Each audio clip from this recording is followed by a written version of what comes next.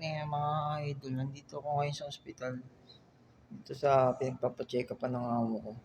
Ngayon may lumapit sa akin, inaabot sa akin yung yung tae sa ihi. Napagkamalan akong medtech dito sa ospital.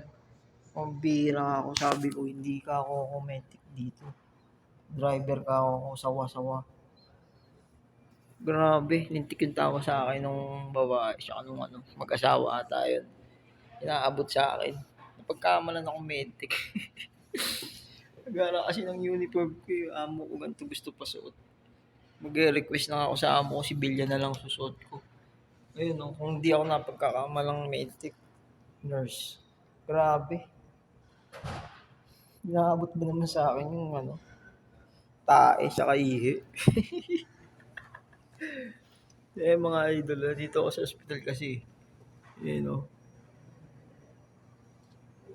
Grabe, lintik mong